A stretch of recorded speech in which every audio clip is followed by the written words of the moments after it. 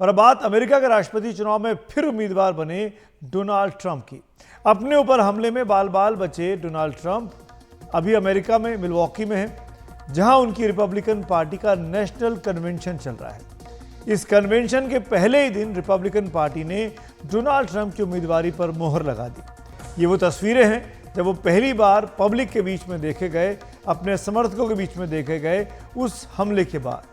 कान में इनकी पट्टी बंधी हुई है, आप देख सकते हैं। उसी कान में डोनाल्ड ट्रंप की गोली लगी थी रविवार के दिन, और आज वो रिपब्लिकन पार्टी के कन्वेंशन में मिलवॉकी में मौजूद थे। इसके साथ ही साथ आज के कन्वेंशन में डोनाल्ड ट्रंप का साथ उनके उपराष्ट्रपति पद का उम्मीदवार कौन होगा, ये भी अब तय हो गया है। डोनाल्ड ट्रंप ने अपने रनिंग मेट के तौर पर सीनेटर जेडी वेंस को चुना है। अगर ट्रंप राष्ट्रपति बनते हैं तो जेडी वेंस उनके साथ उपराष्ट्रपति बनेंगे। 39 साल के जेडी वेंस ओहायो से पहली बार सीनेटर बने हैं और एक दौर में वो डोनाल्ड ट्रंप के कट्टर आलोचक माने जाते रहे हैं। हालांकि अब वो ट्रंप के मुरीद हैं, उनके साथ हैं। ट्रंप का कहना है कि काफ़ी सोच विचार के बाद उन्होंने वेंस को अपने साथ उपराष्ट्रपति पद का उम्मीदवार चुना है। वैसे जेडी वेंस का भी भारत का एक कनेक्शन है। उनकी पत्नी उषा चिलकुरी वेंस भारतीय मूल की हैं और अमेरिका के सेंट डियागो में पली बढ़ी हैं। दोनों की मुलाकात येल लॉ स्कूल में हुई और उनके तीन बच्चे भी हैं। जेडी वेंस सबसे पहले एक लेखक के तौर पर सुर्खियों में आए थे। उनकी किताब हिलबिली एलेगी अमेरिका में काफ़ी सराही गई, जो अमेरिकी समाज में एक निम्न मध्यम वर्गीय परिवार और संस्कृति के संकट पर एक संस्मरण है।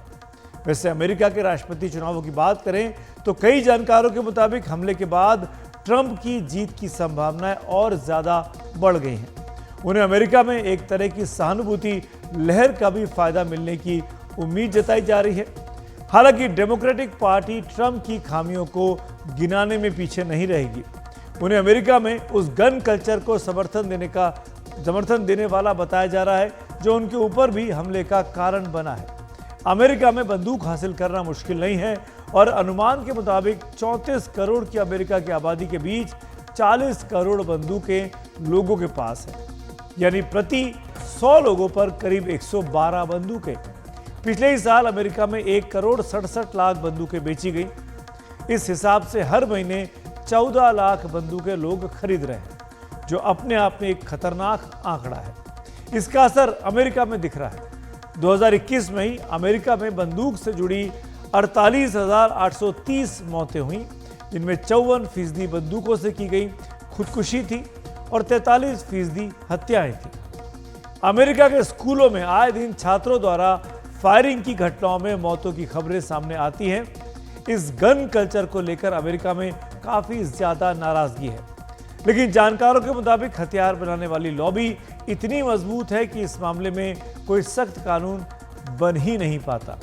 डोनाल्ड ट्रंप भी गन कल्चर के समर्थन में बताए जाते हैं। गन कल्चर पर काबू पाने के लिए अमेरिका के राष्ट्रपति जो बाइडेन ने कुछ सख्ती भी की, लेकिन वो कारगर नहीं साबित हुई। उधर ट्रंप इस गन कल्चर के अभी तक खिलाफ नहीं है और इस वजह से भी आलोचनाओं के घेरे में रहे हैं। जिस गन कल्चर का वो आलोचना नहीं करते हैं, उसी गन का निशाना 2 दिन पहले डोनाल्ड ट्रंप बने हैं फिलाडेल्फिया की इस रैली में। इस बीच डोनाल्ड ट्रंप पर हुए हमले की जांच जारी है। अमेरिका की संघीय जांच एजेंसी FBI हमलावर के इतिहास को खंगालने में जुटी हुई है।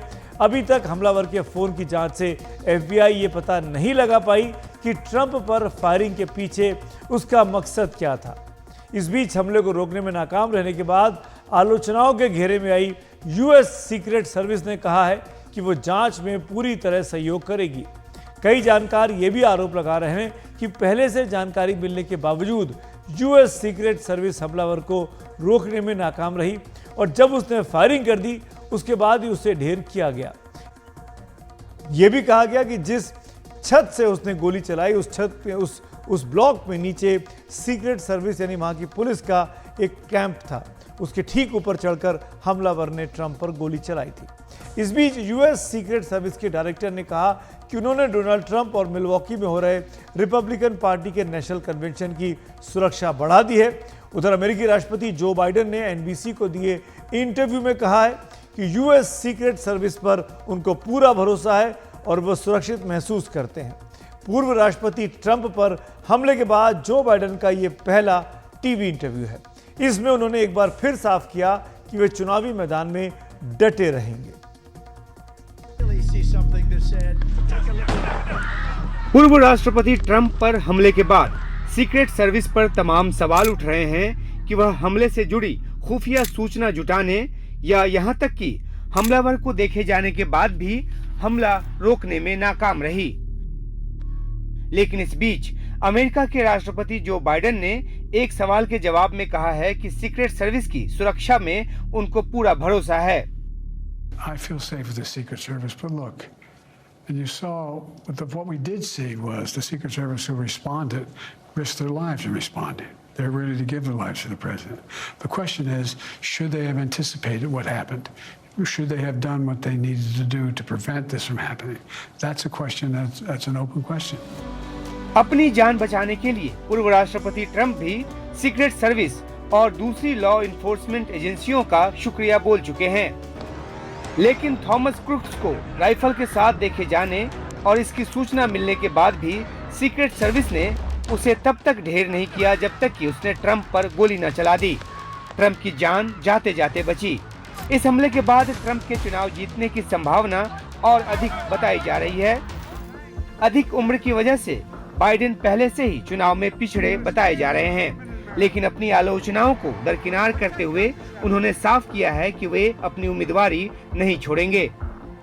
I've been doing this a long time. The idea that I'm the old guy, I'm old, but I'm only 3 years older than Trump, number one. And number two, my mental acuity has been pretty damn good. I've gotten more done than any president has in a long, long time in 3.5 years.